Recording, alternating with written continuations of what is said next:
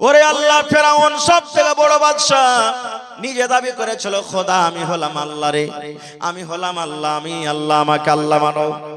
যারা যারা আল্লাহ মানে তাকে ভালোবাসে। এবারে একদিনকার ঘটনা, আসিয়া ফেরাউনের স্ত্রী আসিয়া হলেন, উনি বলছেন তুমি কি আমাকে আল্লাহ মানো না? এবার ফেরাউন বলে, ফেরাউনের স্ত্রী আসিয়া বলছেন আমি তোমাকে আল্লাহ মানি না। আসিয়াকে আল্লাহ এত ভালোবেসেছেন, আসিয়ার কথাটা আল্লাহ তাআলা কোরআনে লিখে দিয়েছেন, আসিয়ার তারিফ আল্লাহ রাব্বুল আলামিন কোরআনে করেছেন। এবার ফেরাউন বলে আসিয়া তুমি আমার বিবি, আমি তোমার হাজবেন্ড, তোমার শওহর, তুমি আমার কথা কেন মানবে না?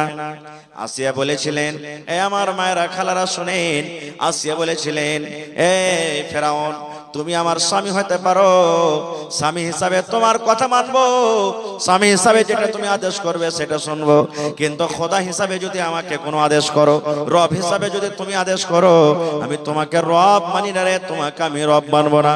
তুমি আমার স্বামী, তোমাকে স্বামী মানবো, কিন্তু রব তোমাকে আমি মানবো না। আমি রবকে মানবো যে তোমাকে সৃষ্টি করেছে, যে তোমাকে খানা খাওয়ায়, আর আমাকে যে খানা খাওয়ায়, আমাকে যে সৃষ্টি করে, আমি ওকে রব মনে করব, তাছাড়া আমি রব মনে করব না। ঘামান এত করেছিলেন মুসা নবীকে মারো। লম্বা ঘটনার দিকে আমি যাব না। মুসা নবী বনি ইসরাইলকে নিয়ে আর কমকে নিয়ে পালাইতে শুরু করলেন। পালাইতে পালাইতে আগে নীল দরিয়া সমুদ্র পড়ে গেল, পিছনে ফেরাউন তার লস্কর দড়িয়ে চলে আসছে। আগা দিকে সমুদ্র কেমন করে পার করবে, আর পিছন থেকে ফেরাউনের লস্কর, মধ্যখানে মুসা নবী এবং তার কম পড়ে গেছে। তার কমেরা বলতে লাগলো, মুসা তোমার কথা শুনে ভুল হয়ে গেল। বলছে কেন? বলছে মুসা ফেরাউনের দরবারে আমরা ছিলাম, ভালো ছিলাম, আরে কাজ করতে হচ্ছিল, পেটে কমসে কম দুটো দানা খেতে পাচ্ছিলাম না, দুটা পেট ভরে খানা পাচ্ছিলাম, কিন্তু এখন এমন সময় হয়েছে খানা দূরের কথা, এখন ফেরাউনের হাত থেকে আর জীবনটা বাঁচবে না। দেখো আগে সমুদ্র হয় ডুবে মরতে হবে, আর যদি সমুদ্র পার না করি ফেরাউনের হাতে আজকে আমরা মরে যাব। যেমন এই কথা বলা মুসা নবী আল্লাহকে বলছেন, মাবুদ আমি তোমার নবী, তুমি আমাকে আল্লাহ অপমান করিও না, আমার কমের ইজ্জত রেহাই করো। আল্লাহ তাআলা মুসা নবীকে বলছেন, মুসা রে তোমার হাতে যে খান লাঠি আছে আসা, ওই হাতের লাঠি তুমি বিসমিল্লাহ বলে পানিতে একবার মারো, যেমনই পানিতে মারবে পানি দুদিকে হটে যাবে, আর ওই সমুদ্রের মধ্য দিয়ে তোমার জন্য আমি রাস্তা করে দেব। সুবহানাল্লাহ, পড়েন জোরে করে সুবহানাল্লাহ। এই যে আমাকে আমার যখন ইন্টারভিউ হয় তখন আমাকে পরীক্ষা করা হয়েছিল আল্লাহুস সামাদ, কয়েকটা পরীক্ষা, তার মধ্যে একটা আমাকে পরীক্ষা করেছিল গোটা পৃথিবীতে কোন এমন একটা জায়গা আছে যে সূর্য তাপ, সূর্যর রশ্মি একবারই মাটিতে পড়েছে, তাছাড়া আর পড়েনি। কি এমন জায়গাটা আমাকে প্রশ্ন করা হয়েছিল। আমি বলেছিলাম ওই জায়গাটা হলো কি নীল দরিয়া। পড়া ছিল, জানা ছিল, নীল দরিয়া। বলছে কেমন করে? বলছে মুসা নবী দোয়া করলেন আল্লাহর কাছে, আল্লাহ ফেরাউনের লস্কর, ফেরাউন যদি সমুদ্রের রাস্তা না হয় আমার কমকে মেরে ফেলে দিবে, আল্লাহ আমার কমকে বরবাদ করে দিবে। আল্লাহর আদেশে মুসা নবী সমুদ্রে লাঠি মারলেন, পানি দুদিকে হটে গেল। পানি যখন দুদিকে হটে গেল সমুদ্র শুকা হয়ে গেল। এবার শুকা সমুদ্রে সূর্য রশ্মি পড়বে না? পড়বে না? বলেন পড়বে না ভাই? দুদিকে পানি হটে গেল আর মধ্যখান দিয়ে রাস্তা হলো, তো সূর্যের ওখানে রশ্মি পড়বে না? শুকা জায়গাটাতে পড়ে গেল, রাস্তা হয়ে গেল। মুসা নবী তার লস্কর নিয়ে পার হয়ে গেলেন। ফেরাউন দৌড়াইতে তার লস্কর নিয়ে এইবারে সমুদ্রে লাফিয়ে পড়ে গেছে রাস্তাতে। আরে ফাঁকা রাস্তা আছে, চল ধর আমরা পার হয়ে যাব। মই সমুদ্রে যখন গেছে আল্লাহ পানিকে বলছে, পানি রে তোর কাজ হলে ডুবিয়ে দেওয়া, পয়সা দেওয়া রে পানি। পানি শোন, তোরা এক জায়গাতে হয়ে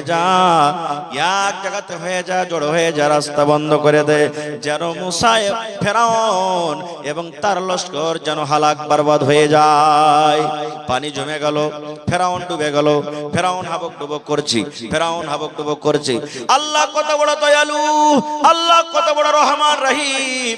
আল্লাহ বলছেন, ফেরাউন রে জীবনে তুই এত গুনাহ করেছিলি, এত পাপ করেছিলি রে ফেরাউন, যদি ডুবার সময়তে একবার যদি শুধু আমাকে কথাটা বলতে, আল্লাহ জীবনে আমি খোদা বলে দাবি করেছিলাম, কিন্তু আমার খোদাই সব শেষ হয়ে গেল। আমি অহংকারী করেছিলাম, ঘামান্ডি করেছিলাম, আল্লাহ আমার ঘামান্ডি সব শেষ হয়ে গেল। এই রব্বুল আলামিন, তুমি আসলে রব, তুমি আসলে রব, তুমি আসলে রব, তুমি আসলে আমার মালিক। আল্লাহ আল্লাহ আমার ভুল হয়েছে, আল্লাহ তুমি আমার জীবনের গুনাহকে মাফ করে দাও এবং এই সমুদ্র থেকে আল্লাহ তুমি আমাকে বাঁচিয়ে নাও। আল্লাহ বলেন, এরে ফেরাউন, যদি তুই মুখ দিয়ে একবার এই কথাটা বের করতে, আমি আল্লাহ রাব্বুল আলামিন সমুদ্র থেকে তোমাকে বাঁচিয়ে নিতাম। নারে তাকবীর। আল্লাহ তাআলার কাছে কোনো মানুষের ঘমন্ডি অহংকারী চলবে না। ভাই আমার, ঘমন্ডি কিছুরই চলবে না। চাই ইলমের হোক, দাওলাতের হোক, খুবসুরতির হোক, কিছুরই চলবে না। কোনা চলবে? চলবে জি ভাই। ইউসুফ নবী, মুসলিম শরীফের হাদিস, অর্ধেক রূপ আল্লাহ তাকে দিয়েছিলেন, আর অর্ধেক রূপ গোটা পৃথিবীর মানুষ কিয়ামত তাক যত আসবে তারাকে দিয়েছেন। আজকাল আমরা এক একটা মোবাইলে দেখছি, এক একটা বেটি ছেলে দেখে, ওরে আল্লাহ, এটা খালি আমার স্ত্রী হতো তো কত ভালো হতো রে। নওজোয়ান ভাইয়েরা বলে, হ্যাঁ, রাস্তা দিয়ে যদি একটা খুব সুন্দর বেটি ছেলে হেঁটে চলে যায়, আবে মাল যে ছবে মাল, দেখলে দেখেন কতখানি রূপ পেয়েছে, একটুখানি ভেঙ্গে ভেঙ্গে সরিষার দানার থেকে কম। গোটা দুনিয়ার মানুষ যারা আছে, আসবে, গেছে, আধখানি রূপ আল্লাহ দিয়েছেন সবকে একটু একটু করে, আর ইউসুফ নবীকে একলে আধখানি দিয়েছেন। কত সুন্দর ছিলেন জানেন? কোনদিন কোরআন পড়ে দেখেন সূরা ইউসুফ, আহা, এই জন্য তো মাদ্রাসা খোলা হয়েছে। ইউসুফের সূরাতে আল্লাহ লিখছেন যে ওর ভাইরা কুয়াতে ফেলেছিল, এটা জানছেন ঘটনা? কুয়া থেকে কাফালা উঠিয়ে বাজারে বিক্রি করতে গেল, জুলাইখা কিনে নিয়ে নিলে আজিজ মিস্র আর স্বামী কিনা বলছেন যে আমার বেটা করবো একে, বেটা টেটা আমার বাড়িতে নাই, বাড়িতে রাখলেন। আস্তে আস্তে আস্তে আস্তে ইউসুফ বড় হয়ে গেল। ঘটনা শুনেতে আসেনি, লম্বা কথা ছোট করে বলছি।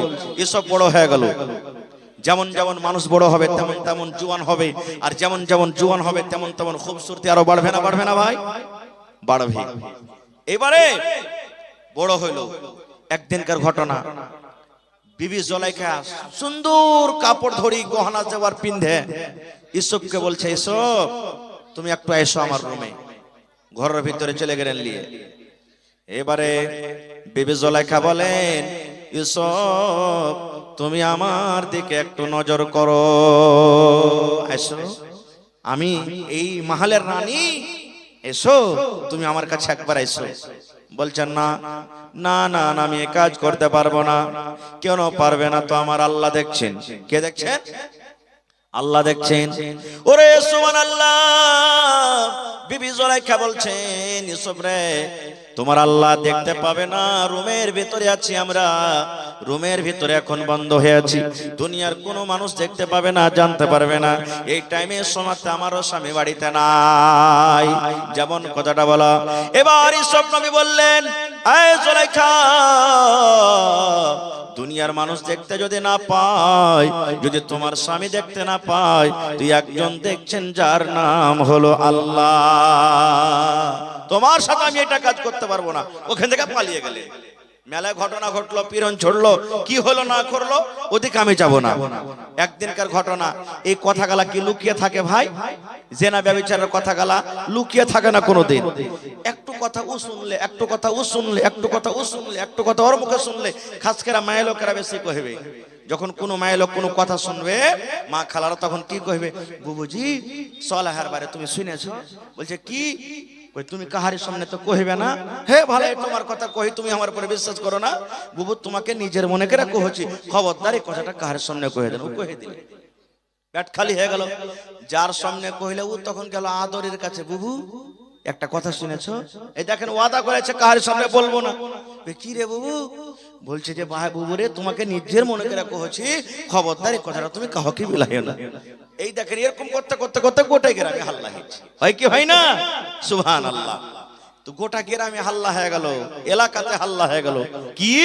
আরে জানিস বাদশার স্ত্রী জুলাইখা যা আছে, ওর গোলাম ইউসুফের পিছে পাগল হয়ে গেছে। বলে হ্যাঁ? বলছে হ্যাঁ।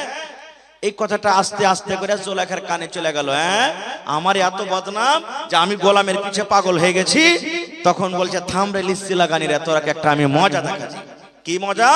বিবি জুলাইখা বাদশার স্ত্রী সব মহিলারাকে দাওয়াত করেছে নিজের বাড়িতে, পার্টি যাই তোরা আমার বাড়িতে জাফত খেতে। জাফত খেতে চলে এসছে, সবকে এখানটা করে চাকু দিয়েছে আর একটা করে ফল দিয়েছে কাটার লেগে। আগেকার মানুষ যখনই খানা খাইতে বসেছিল, যতক্ষণ প্লেটে খানা না দেওয়া হয়েছে কেউ শুরু করেনি। বাড়ির লোক বলেছে ভাই বিসমিল্লাহ বলো, তখন করেছে নাকি।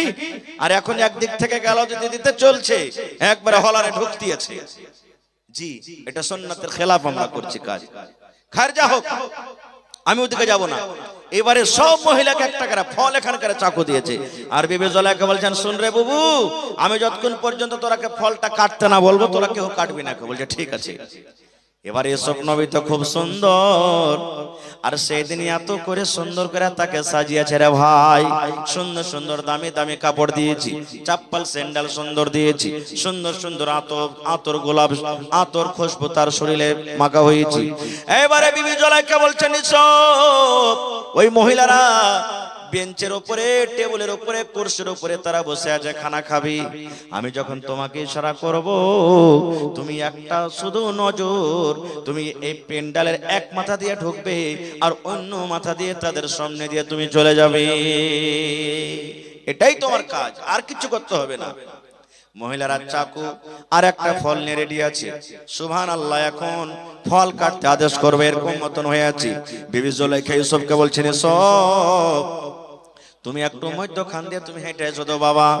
এবারে মধ্যখান দিয়ে যেমন হাঁটতে শুরু হয়েছি, হাঁটতে হাঁটতে ওরে আল্লাহ, সব মহিলারাকে ওই টাইমে বলা হলো তোমরা ফল কাটো, নিজের নিজের চাকু দিয়ে ফল কাটো আর খাও। আর ওই সামনে ইউসুফকে বলছে তুমি সামনে দিয়ে চলে যাও। এবারে যেমনই সামনে দিয়ে হাঁটতে শুরু করেছে, ওরে আল্লাহ, তারা নিজের নিজের ফল কাটতে শুরু করেছে। আর ইউসুফ নবীর দিকে দেখতে শুরু করেছেন। ইউসুফ নবীর দিকে তারা তাকায়, আর তাকাতে বলেন এ জুলাইখা, এটা মানুষ নয় রে, মালাকুন কারীম, এটা হলো বুজুর্গ ফেরেশতা, এটা সম্মানীয় ইজ্জতদার ফেরেশতা, এত সুন্দর কিন্তু মানুষ হইতে পারে না।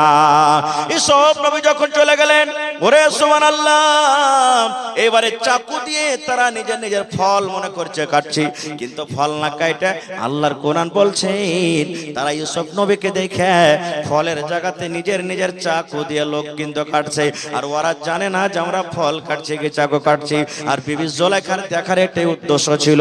বিবি জুলাইখা তখন বলছেন বুবু রে, কেমন তোমরা দিশাহারা হইলে রে বুবু, তোমরা আমি ফল কাটতে বলেছি আর তোমরা নিজের চাকুটাতে ফল না কাটে নিজের নিজের লোক তোমরা কেটে বসে আছো। তখন বলছে আরে যা যা যা যা, কি হয়ে গেল? তখন বিবি জুলাইখা বলছেন বুবু রে, একটা নজর দেখে যদি তোমরা এই চাকু দিয়া লোক কেটে বসে থাকো ফল না কাটে, তা আমার সামনে যে সব সময় ঘুরছে ফিরছে থাকছে খাইছে, আমার মনটা কেমন করে। আর তোমরা আমার দুর্নাম করছো যে হ্যাঁ জুলাইখা গোলামের পিছে পাগল হয়ে গেছে। তখন ওরা সবটিকে পার্টি করে নিলে ভাই বিবি জুলাইখা দিয়ে বলছে এক কাজ কর, সুপারিশ কর আমার লেগে। তোরা সব মহিলারা সুপারিশ করতে লাগলো, এই সব আরে তোর রানী যেটা বলছে মাইনে লেখা পায় একবার, জীবনের স্বাদটা মিটিয়েলে। বলছেন না পারবো না এটা কাজ করতে। বলছে পারবি না, তোকে জেলে ভরবে, জেল ঘরে তোকে যেতে হবে। আল্লাহর কোরআন বললেন, ইউসুফ নবী তখন বলছেন হে রে মহিলা, আমার নিকটে জেল ঘর ভালো রে, কিন্তু জুলাইখার কথা শোনা ভালো নয়। জেল ঘর চলে যাব, জেল ঘরে আমি জীবনটাকে কাটিয়ে দেব, কিন্তু আমি কোনোদিন জুলাইখার কাছে আমি যেতে পারবো না। সেই ইউসুফ নবী দুনিয়াতে বেঁচে আছেন ভাই, বেঁচে আছেন। ফেরাউন দুনিয়াতে নাই, কারুন মালের অহংকারী করেছিল। আল্লাহুস সামাদ, এত তার কাছে মাল ছিল, কয়েক মানুষ খালি ছড়ান ছিল তার কাছে ঘর খোলার জন্য, এত তার সম্পত্তি ছিল। সে কারণও আজকে দুনিয়াতে নেই। আর একটা ভাই আমার বলার উদ্দেশ্য যে অহংকারী জিনিসটা চলবে না, ইলমের অহংকারী চলবে, আল্লাহকে পছন্দ নাই। ইউসুফ নবী একদিন ওয়াজ করছেন, এটা অহংকারী নয়। আল্লাহর কোরআন বলছেন সূরাতুল কাহফে, ওয়াজ করছেন একদিন, ওয়াজ শুনে এত ভালোবেসেছেন, এত ভালোবেসেছেন, ভালো লেগেছে তার কমকে। তখন একটা লোক দাঁড়িয়ে বলছেন, মুসা নবী আপনি যে এত সুন্দর আমরাকে ওয়াজ শুনাইলেন, তো আপনার থেকে কি বড় আলিম আর দুনিয়াতে কেউ আছে? ইউসুফ নবী তখন বলছেন, না আমি তো সব থেকে বড়, আমার কাছে আমার থেকে বড় কেউ নেই। আসলে মুসা নবী কোনো ভুল করেনি। বলার উদ্দেশ্য যে আমি হলাম কমের মধ্যে একজন নবী, আর নবীরাকে আল্লাহ তাআলা শিখালছেন, জানছেন, ওহী আসছে, এই জন্য দেখতে নবীরা বড়, এই নিয়াতে বলে দিয়েছেন। তবু আল্লাহ তাবারাক ওয়া তাআলা এটা পছন্দ করলেন না। আল্লাহ কি বলছেন, মুসা তুমি বলছো যে আমি বড়, তোমার থেকে বড় আলিম আছে খিজির আলাইহিস সালাম, ওর কাছে তুমি ইলম শিখতে যাও, ইলম শিখতে যাও। আমি ঘটনার দিকে যাব না, আল্লাহ বাঁচিয়ে রাখেন, ইনশাআল্লাহ কোনোদিন ঘটনাটা বলবো। তবে ওই খিজিরের সাথে একটা নৌকা পার হয়েছে, নৌকাতে চড়ে পার হয়েছেন, আর একটা পাখি এসে ওই নৌকাতে বসে সমুদ্রে একবার লোল মারছে আর লোলটাকে তুলছে, সমুদ্রে লোল মারছে আর তুলছে। আপনারা বলেন তো, যদি পাখি, ছোট পাখি গেলা যদি সমুদ্রে একবার লোল মারে, ওর লোলে মোটামুটি 2-2.5 কিলো করে পানি আসবে নাকি জি ভাই? বেশি আসবে? 5 কিলো করে? কত আসবে? এক এক ফোঁটা সামান্য, এক একটু, যেটা পানি বলা যাবে না নাকি, এরকম সামান্য পানি। এবার খিজির আলাইহিস সালাম মুসা নবীকে বলছেন, মুসা তোমার ইলম আর আমার ইলম, গোটা পৃথিবীর মানুষের ইলম, এই পাখিতে যে পানি উঠায়, এই পানি যে পাখির মুখে পানিটা উঠে, লোলে পানিটা ওঠে, এই পানির থেকেও বেশি কম, পানির থেকেও কম। আর সমুদ্রে যত পানি আছে, এই পানির থেকেও বেশি হলো আল্লাহর ইলম, আল্লাহর ইলম। এই জন্য ভাই আমার, শয়তানের কাছে ইলম ছিল, শয়তানের কাছে তারবিয়াত ছিল না, শয়তানের কাছে আদব ছিল না খো। এই জন্য তো কবি বলেন, শয়তান ভালো কথা জানে কিন্তু শয়তান ভালো কথা মানে না, শয়তান আল্লাহকে জানে কিন্তু শয়তান আল্লাহর কথা মানে না, শয়তান ইসলামকে জানে কিন্তু শয়তান ইসলামের কথা মানে না। আপনি ভালো কথা জানেন, আপনি ভালো কথা মানেন, আপনি কোরআনকে জানেন, আপনি কোরআনের কথা মানেন, আপনি নবীকে জানেন, আপনি নবীর কথা মানেন, আপনি জানেন এবং মানেন বলে ঈমানদার। আর শয়তান জানে কিন্তু মানে না, এই জন্য শয়তান হলো বেঈমান। বুঝতে পারলেন? তাহলে ভাই, আল্লাহ হায়াত রাখেন, ইনশাআল্লাহ এই বিষয় নিয়ে আবার কোনোদিন আলোচনা করব। তবে শেষ কথা, আল্লাহ তাআলা 114টা সূরার মধ্যে সর্বপ্রথম যেটা নবীকে ওহী করেছেন, আমাদের জন্য আল্লাহ তাআলা যে কোরআনটাকে দিয়েছেন, সেই কোরআনে আল্লাহ বলেছেন ইকরা, মানে পড়ো, পড়ার কথা আছে। ওখানে এই কথাটা বলা হয়নি প্রথমে যে তুমি নামাজ পড়ো, রোজা রাখো, হজ করো, যাকাত দাও, মদ পান করিও না, জিনা ব্যভিচার করিও না। আল্লাহ তাআলা প্রথমে কথা বলেননি। আল্লাহ তাআলা যেটা নবীকে প্রথম মেসেজ করেছেন সেটা হলো কি ইকরা, মানে পড়ো। আর আজকে আমরা মুসলমান পড়ালেখা থেকে কত দূরে আছি ভাই। আজকে মাদ্রাসার জালসা, এর আগে কয়েকবার আমি গ্রামে এসেছি মসজিদের জালসার জন্য। আমি জানছি এলাকার মানুষ খুব ভালোবাসেন, ওয়াজ শুনতে খুব ভালোবাসে, আর কোরআন হাদিস শুনতে ভালোবাসে, দান করতে কিন্তু ভালোবাসে। আজকে এটা হলো মাদ্রাসার জালসা। মাদ্রাসা শব্দের মানে হলো পড়ার জায়গা, পড়ার জায়গা।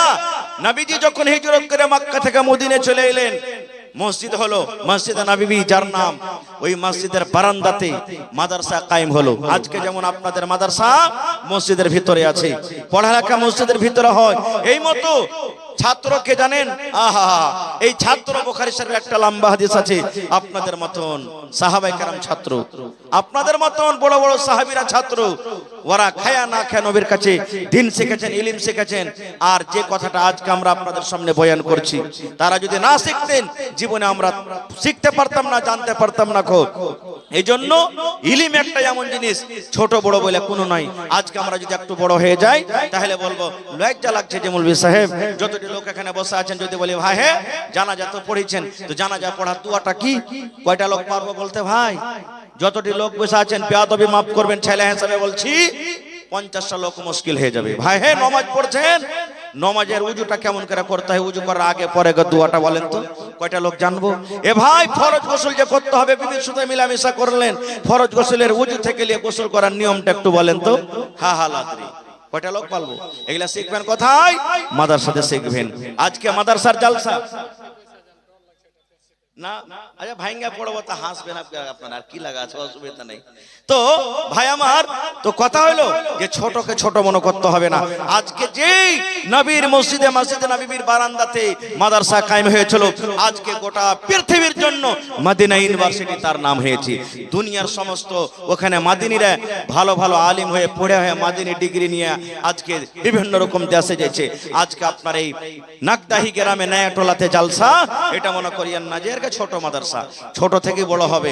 কোনদিন মানুষ আমরা যখন দুনিয়াতে এসেছি মায়ের পেট থেকে একদিন কি দৌড়াইতে পেরেছি? জি না, প্রথমে গু খেয়েছি, মুত খেয়েছি, তখন বুঝিনি ভালো মন্দ। এবার খাড়ো হইলেন, হামকুড়া টানলেন, বসলেন, পড়লেন, উঠলেন। আজকে দেখেন, যখন আপনার ক্ষমতা ছিল না বসার, এখন 50 কিলো আপনি বোঝালিয়ে মাথায় লিয়ে ঢুকে বেড়াইছেন। এই লেগে ভাই ছোটকে ছোট মনে করতে হবে না। ভাইরে আজকে দেখি কোন আল্লাহর বান্দা আছেন এই মাদ্রাসার জন্য 1 কাঠা জমিন দান করতে পারবেন। গত রাত্রে এই যেটা রাত গেল গেদড়মারিতে জালসা ছিল। আমার ভাই নওজওয়ান মানুষ মোহাম্মদ সাগীর, মাদ্রাসার জালসা। বললাম ভাই কোন আল্লাহর বান্দা আছেন দেখি জমিন দান করতে পারবেন 1 কাঠা? পট করে এসে বলছেন মাওলানা আমি 1 কাঠা জমিন দান করলাম, আমার আব্বার জন্য দোয়া করে দিন। আজকে দেখি কোন আল্লাহর বান্দা আছেন, দুনিয়া থেকে চলে যাবেন, মরে যাবেন, কবরে চলে যাবেন, মাদ্রাসা যতদিন আপনার টিকে থাকবে, আল্লাহুস সামাদ, ছেলেপিলা পড়বে, মরার পর কবরে আপনার নেকি ঢুকতে থাকবে, অনলাইন নেকি বন্ধ হবে না। খুব যদি মাদ্রাসা বানার মতন জমিন না থাকে, মাঠে কোনো জায়গাতে আছে, দান করে দেন। বিক্রি করে যা টাকা হবে রুম বানাতে, মাটি ভরাতে, জমিন কিনাতে আপনি লাগিয়ে দিবেন। আল্লাহ তাআলা ওটাও আপনার দান করা হয়ে গেল। দেখি একটা লোক 50,000 টাকা কেউ দিতে পারবেন, একটা লোক 20,000 টাকা দিতে পারবেন, একটা লোক 10,000 টাকা দিতে পারবেন, কেউ 5,000 টাকা দিতে পারবেন। ছাগল দিবেন, মা খালারা গহনা কাঠি কাঁসা ছাগল বকরি যা পারবেন আপনারাকে দিতে হবে। আর একটু মন দিয়ে দান করতে হবে ভাই, কারণ প্রথম মাদ্রাসার জালসা, প্রথম জালসা। আজকে